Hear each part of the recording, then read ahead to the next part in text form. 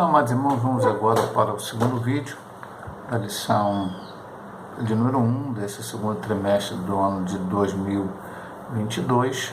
No primeiro vídeo nós estudamos a introdução em ponto 1, e agora vamos estudar o ponto 2, o ponto 3 e a conclusão dessa lição, que fala sobre o Sermão do Monte, o caráter do Reino de Deus. Ponto 2, as bem-aventuranças e o caráter dos filhos de Deus. O que são bem-aventuranças? A expressão bem-aventurados é um adjetivo plural grego makarioi, que significa felizes. Essa expressão trata das qualidades presentes na vida dos que dependem de Deus, que estão sob seu domínio e soberania e seguem a Jesus com sinceridade. Ela ainda se refere tanto ao presente quanto ao futuro. Nesse sentido, o salvo está consciente das promessas divinas para o futuro, a fim de que viva piedosamente em Cristo e desenvolva as virtudes presentes no Sermão do Monte. Assim, nas palavras de nosso Senhor, as bem-aventuranças são o resultado da fidelidade do crente a Deus, que em qualquer circunstância persevera no caminho e, com isso, participam das bênçãos divinas da salvação. Então, olhando a etimologia grega, porque a Bíblia, nós aprendemos isso no trimestre passado, ela foi escrita em duas línguas e mais um dialeto muito falado, que era o aramaico, o grego koiné no Novo Testamento, o hebraico no Antigo Testamento.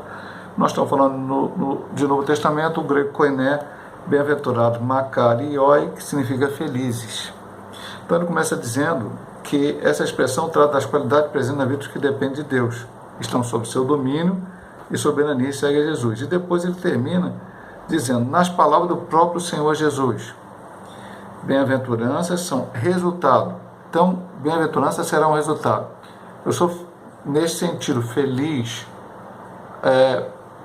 apenas por ser? Não. É um resultado de uma situação. Bem-aventurado daquele que. Bem-aventurado daquele que. Bem-aventurado daquele que. Então, há uma situação que me torna bem-aventurado, que ele diz, fidelidade do crente a Deus em qualquer circunstância.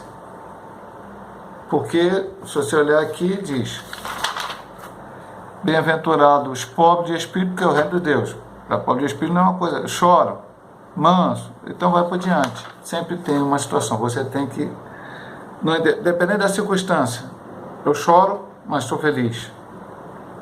Eu sou perseguição, mas sou feliz. Mas não sou feliz porque eu choro, nem porque eu sou perseguido. Eu sou feliz porque eu tenho Jesus como Salvador da minha vida. E persevera no caminho e com isso participa das bênçãos divinas de salvação. Ele cita Apocalipse 1:3, é um texto muito falado no trimestre passado, bem-aventurado que lê, o que ouve e o que guarda as profecias deste livro. Depois, a subdivisão 2 diz, o reino de Deus e seu caráter. No Evangelho de Mateus, identificamos a chegada do reino de Deus, nós falamos lá no ponto 1 que vamos falar sobre o reino de Deus, e a pregação de Jesus a respeito do Evangelho do Reino, em 3:2, 4, 17 a 23. Mas o que seria o reino de Deus? É interessante que nessa lição ele está sempre perguntando o que seria isso, o que seria. O que é o Sermão do Monte? O que são as bem-aventuranças? O que é o reino de Deus? Para que você possa aprender e entender biblicamente o que essas coisas significam. Na Bíblia, o reino de Deus é comparado a uma semente a qual se desenvolve ao longo do tempo. Marcos 2, 26 a 29. De modo que podemos falar a respeito de um reino presente, atual, hoje em qualquer momento em que a Bíblia foi pregada e lida. E no futuro, Mateus 7, 21, 22 e 25, 34.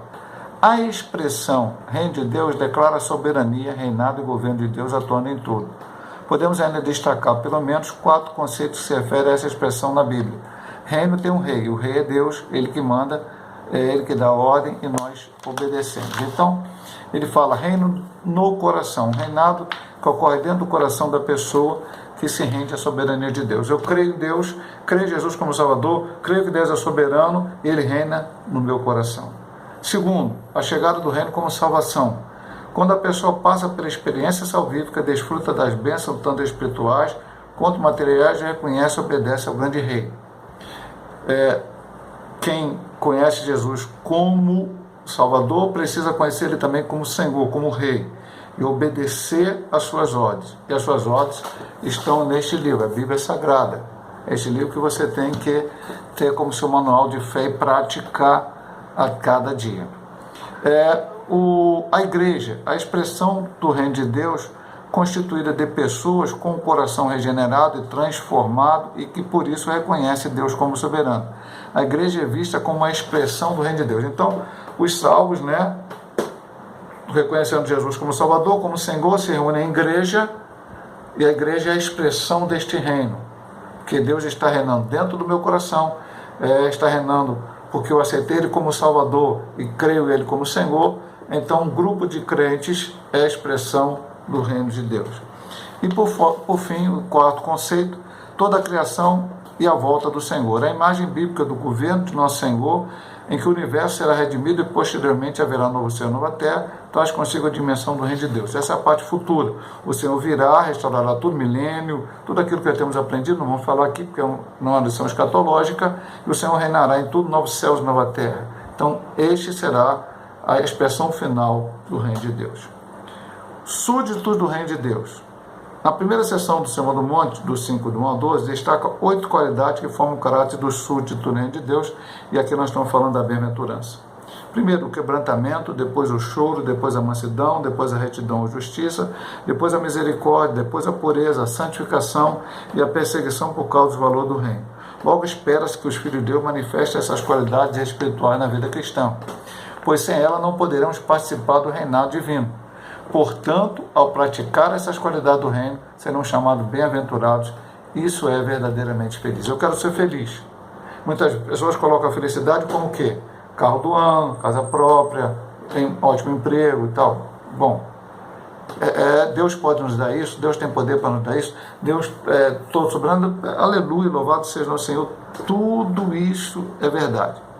Mas a felicidade oferecida pelo Senhor não é isto. Eu quero ler até um pontozinho que não está para os irmãos, mas está aqui no nosso auxílio teológico, uma palavra dita em um dos seus livros de estudo de São Mateus, de Miles Pullman. Ele diz: Jesus ensina a não depender da felicidade por ele oferecida do que temos ou fazemos, mas do que somos, e não pode ser importada, mas precisa nascer na alma.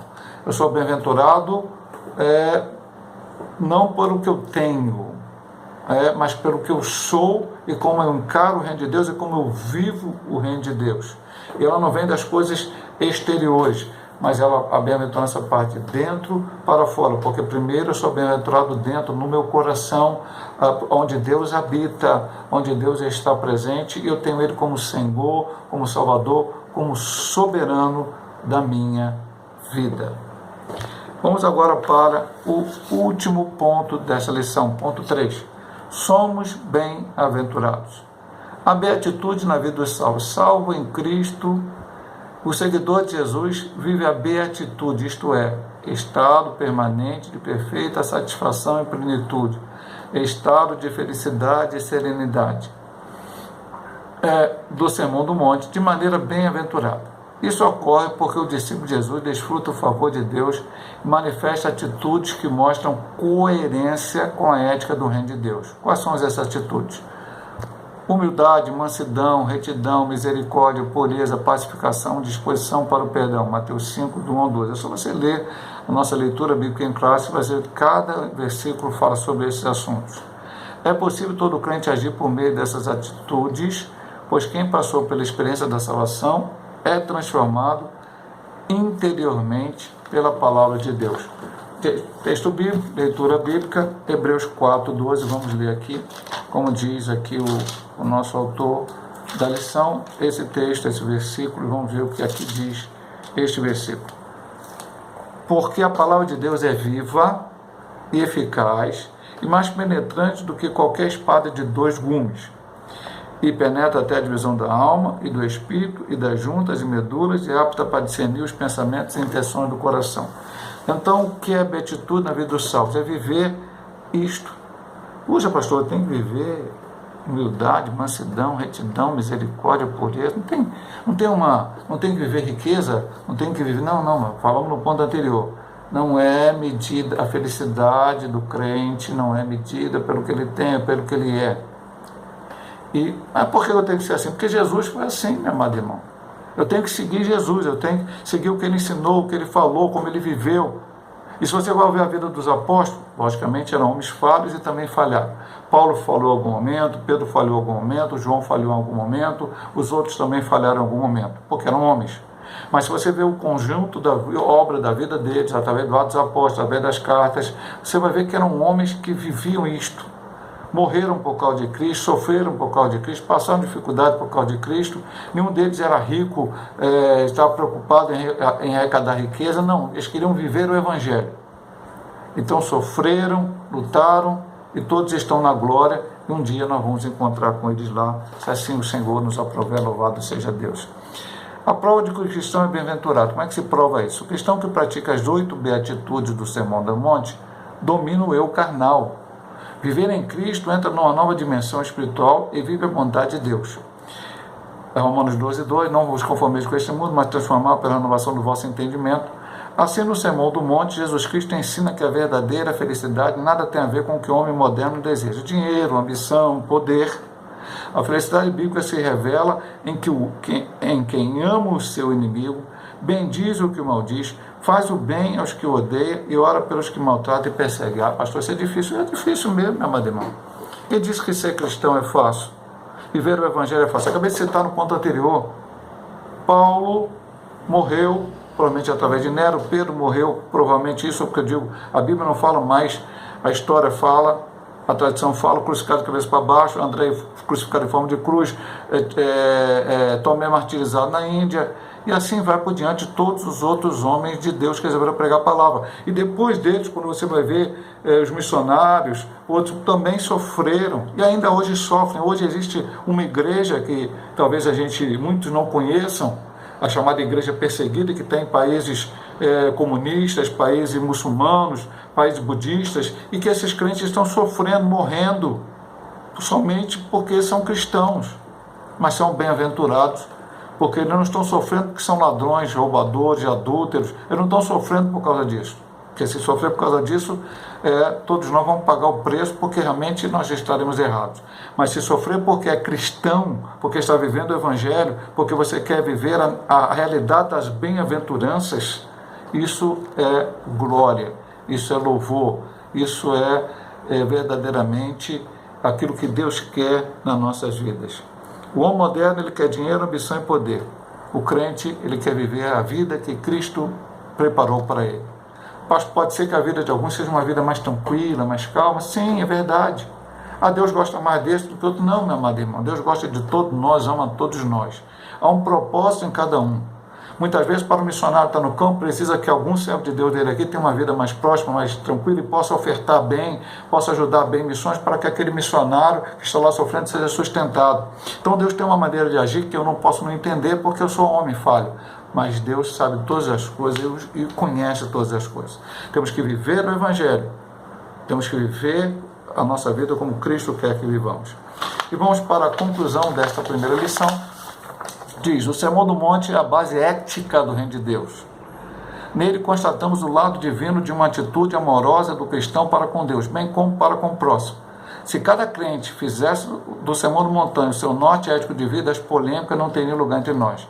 Não haveria espaço para meras opiniões intelectivas, visto que o propósito desse sermão é que cada crente seja como Deus quer que ele seja. Viver o Sermão do Monte terminaria com muita coisa que acontece no meio da igreja, mas eu não vou comentar isso aqui agora. Apenas vou dizer o que o autor está dizendo, o que a lição está nos chamando. Viver o Sermão do Monte. Bem-aventurança, pastor? Não, nós vamos ver o restante. É o Sermão do Monte como um todo. Nós estamos estudando a bem-aventurança no primeira lição. Vamos estudar a segunda, a terceira, a quarta, a quinta, e todas elas vão nos ensinar realmente aquilo que precisamos aprender para viver uma vida cristã melhor. Deus possa abençoar os amados irmãos. Se Deus assim nos permitir, semana que vem estaremos estudando a segunda lição, ministrando aqui no YouTube, Sal da Terra e Luz do Mundo, em nome de Jesus.